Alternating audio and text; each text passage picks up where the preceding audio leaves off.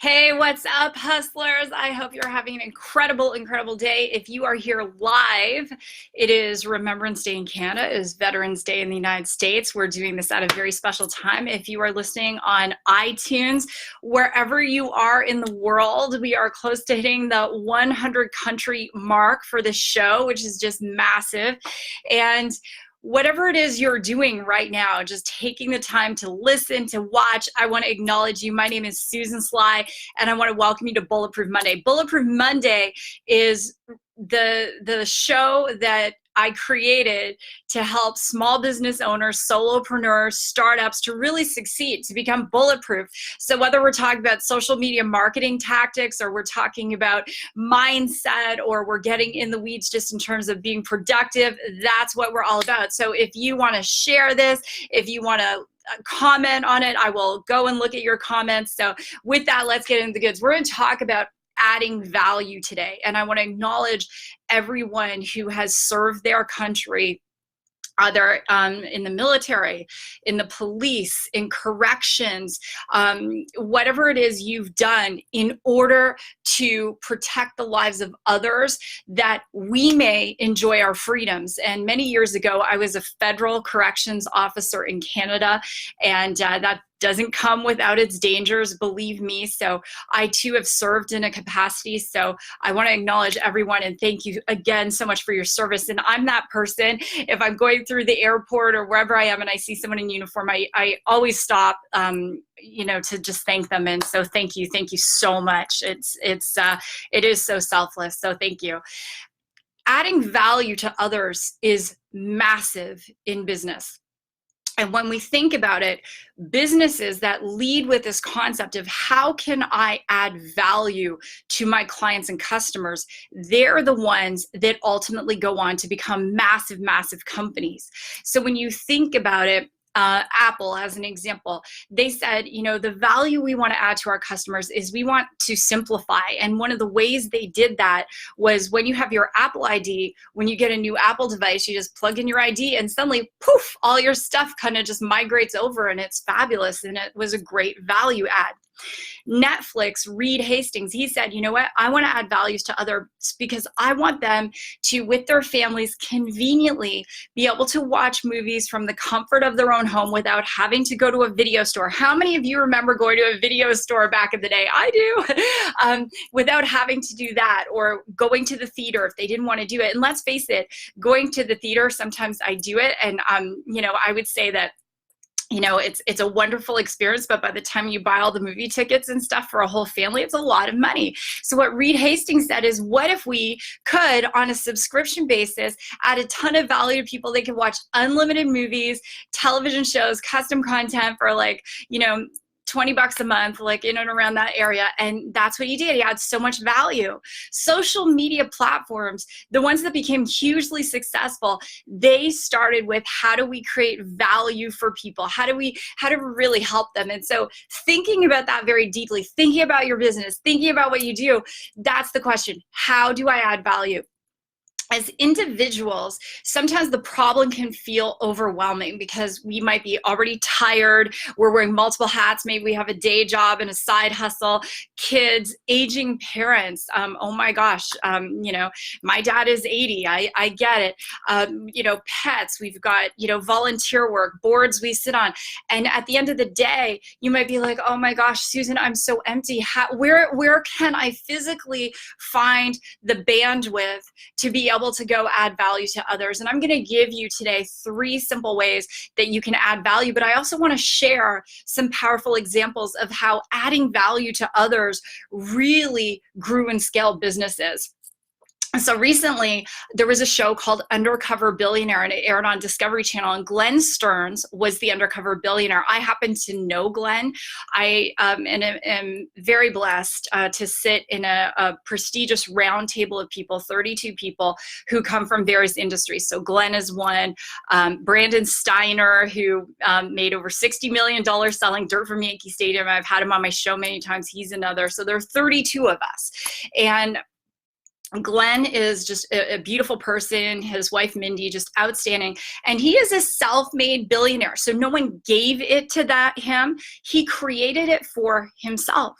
It's powerful, right? And so in the challenge for Undercover Billionaire, Glenn was taken from his cushy life in Miami, dropped into Erie, Pennsylvania with an old pickup truck, $100, and a cell phone with no contacts in it. And he had 90 days to create a business that would exit at over $1 million, 90 days. So making literally something from nothing. And when I used to run the Have It All Women's Weekends, one of the challenges I would do with the women is take them to a women's drop-in shelter, Sistering in downtown Toronto. I would drop the women off in a limo. They thought, oh, we're just gonna go serve lunch to these women who are homeless. And then I would leave them there with a note and say, you know what, you've had this experience, now live it. And they would have to get back to where the hotel was, so about 20 plus miles away, with nothing. And shouts out to my friend Kelly Broadhurst, because of all time, Kelly and her team managed to raise $50,000 from nothing, from the women's shelter all the way back, that they could use to donate a brand new kitchen to that shelter. And so Kelly started calling friends, because the challenge was, not only do you have to get back, because that's just about you and your comfort, but you have to physically find ways to donate back to Sistering. So Kelly made this all happen. It was incredible. So that was the record of all time doing that. So going back to Glenn, firstly, he had to figure out, how do I put a roof over my head? How do I find food? And during the show, he actually got really, really sick. But his constant thing, episode 1 was this: how do I add value? How do I add value to the people of Erie, Pennsylvania? And because that was what he started with, he ended up rallying a team around him who believed in his vision, worked for free. And I'm not giving away the show's finale. It is awesome. And that's what I would say. You know, billionaires, self-made billionaires go, how can I add value? And if a self-made billionaire asks that question, why wouldn't you? Because again, the more successful that you desire to be in business, the more value you're going to have to create for people. So even something like Bulletproof Monday, whether you do business with me or not, whether you become a client of my digital marketing agency, Agency 8, or you take one of my classes, or whatever it is you do, hire me to speak, it doesn't matter. I'm here to add value. And so many of you message me and say, thank you, thank you, thank you. In fact, on Saturday, I was doing an event in Toronto, and then Jonathan, I love you. Next week's show is dedicated to Jonathan. So Jonathan's this amazing, amazing young man. I'll post a video of Jonathan and I later today. And Jonathan watches Bulletproof Monday every week with his mom, Christine, who's a single mom. And he's quoting back to me stuff from Bulletproof Monday. And I'm like, oh my gosh. And I said, Jonathan, if I could do a show for you, what would it be? And I gave him a little bit of time to think about it. He came back and he said, I want you to do one on overcoming your fears. And so that's going to be for Jonathan. And right now the show is for all of you in terms of adding value. So even in my own life, the success that I've had in different businesses, I really break it down to, number 1, God, and number 2 is adding value to others. So whether I'm adding value by taking my time to travel and go do an event, or I'm adding value to do live coaching, or whatever it is, my constant is, how do I add value? And there's a lot of things I do that you will never hear about and you will never see, because adding value to people's lives isn't just something I do periodically. It's how I have chosen to live my life. And it isn't easy. I get tired like all of you. I flew back from Toronto yesterday. I was so tired. I had been on an airplane. And, you know, very little sleep. It was back-to-back trips, just events. I was speaking at the C 2019 Digital Marketing Conference, and I was speaking to digital marketers. I was training on social media ads and advanced analytics and stuff like that. Did a whole event the next day, saw my dad, had my aunt's 80th birthday party, and then I sat down on the plane with this beautiful gal, and we started this conversation, and I wanted to contribute a lot of value to her, and she came back and said, Susan, you strike me as this person, you're always adding value to people's lives. She said, but you have to protect yourself. And one of the things that I said is that I do it in such a way that it is equally as fulfilling for me in this place of contribution as it is for the people receiving it. Does that make sense, everyone? So, hey, Calvia, Lisa, Bruce, Casey, hey, Jess, Ivy, Marcia, Nilsson. Hey, Kelly, I just gave you massive props, sister. Hey, Mama Yvonne, 89 years old. Just thank you for everything you've done in my life. Mary Alleman, thank you, thank you, thank you.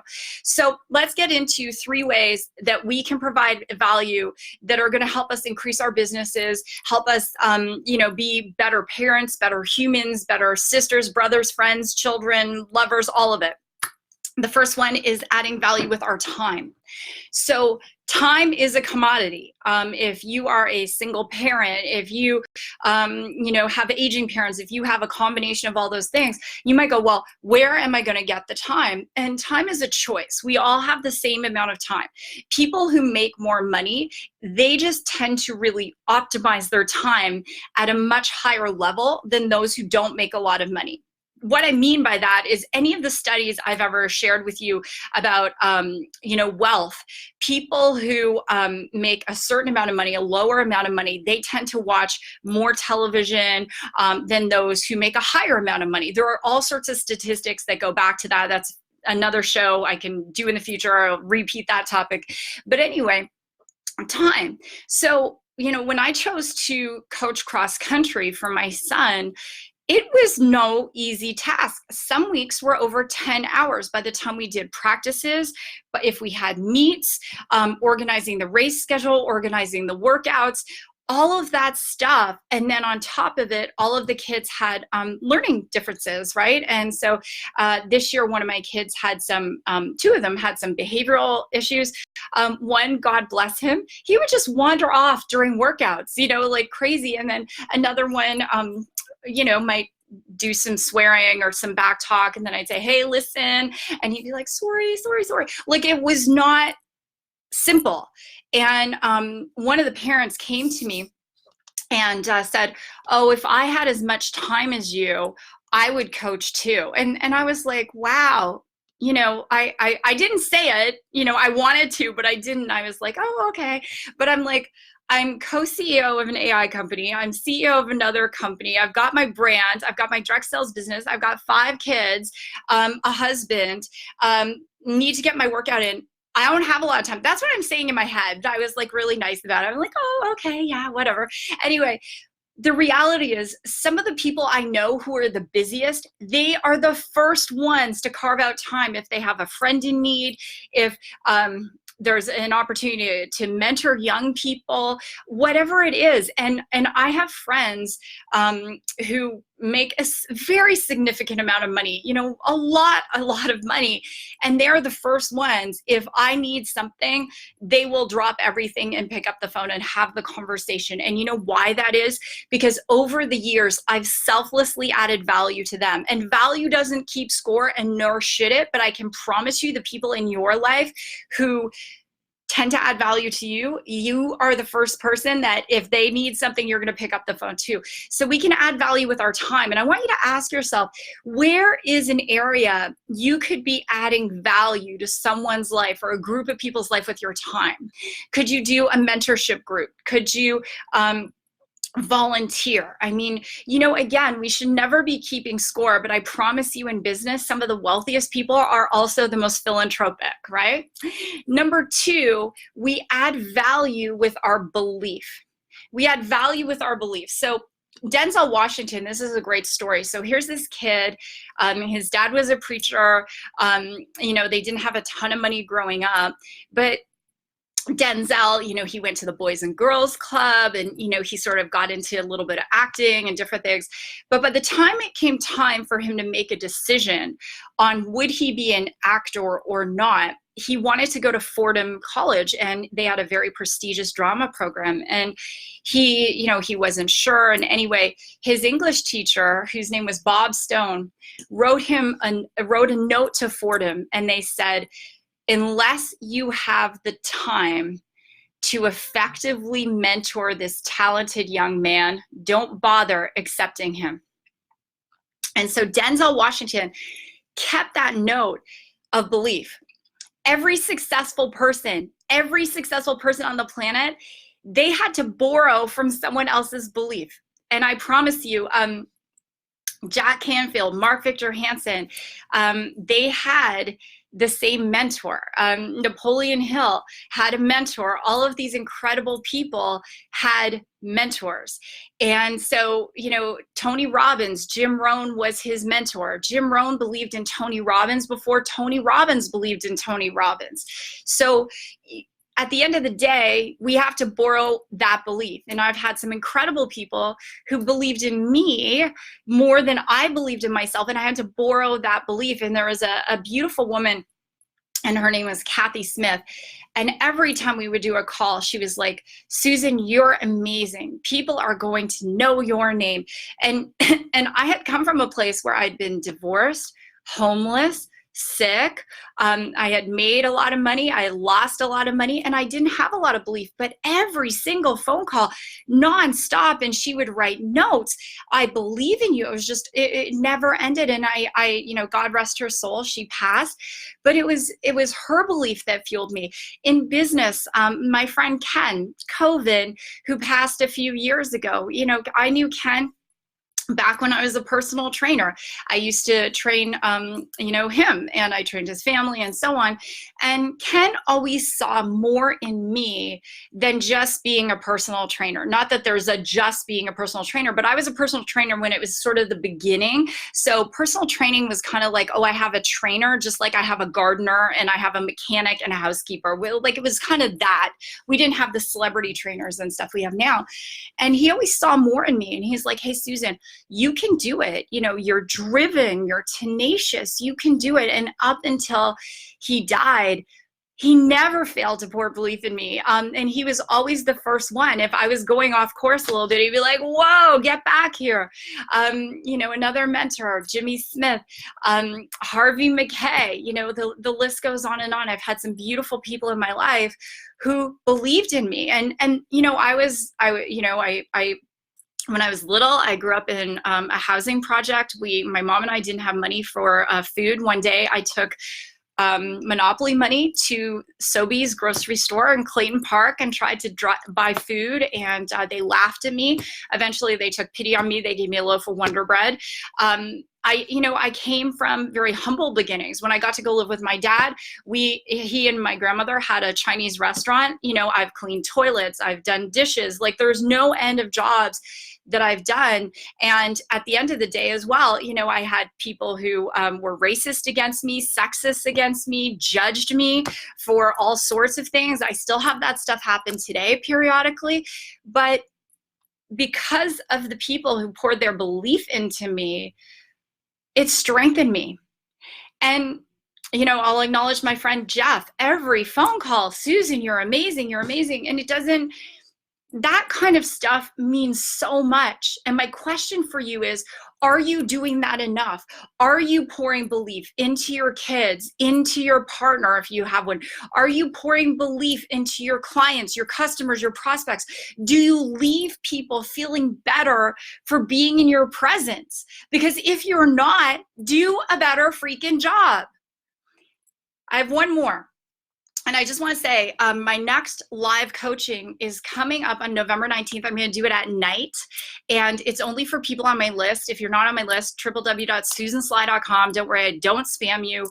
But I have a community that it's free to be a part of. But the only cost of admission is drop your email and susansly.com, drop it in, and you'll get that invitation. So it's going to be an evening one. I do live business coaching. Some of my subscribers will send in their questions in advance. It is powerful. And you get free coaching, business coaching and marketing and sales and all that good stuff. All right. The last one is we can create value by our gestures. And so this one, you may have a special award made for someone. There's a gal that I mentor. Her name is Sarah, and she has a sales team. And so one of the things she did is she got these awards made, and she set some KPIs, some key performance indicators for different people. And whoever meets these KPIs, they're going to give them an award, and it adds value to these people's lives. It could be a handwritten note. It could be flowers. You know, at the end of the day, adding value to people's lives as it becomes just part of your daily who you are as a person, you will make more money.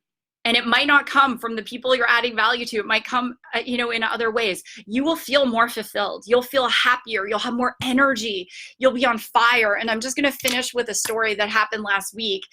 I was getting my hair colored. I'm almost 50. Of course I get my hair colored, right? And so I'm getting my hair colored. My head is in the shampoo bowl. And the sweet gal comes over and she's like, "You're Susan Sly, right?" And I said, "Yeah."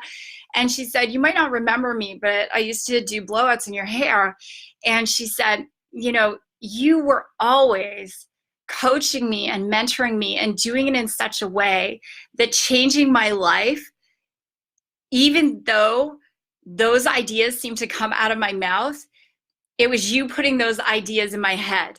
And she said, "You did it in such a loving way that I never felt judged, and I've made a change in my life, and I'm doing this, this, this. And if you're watching, you're supposed to send me an email," right?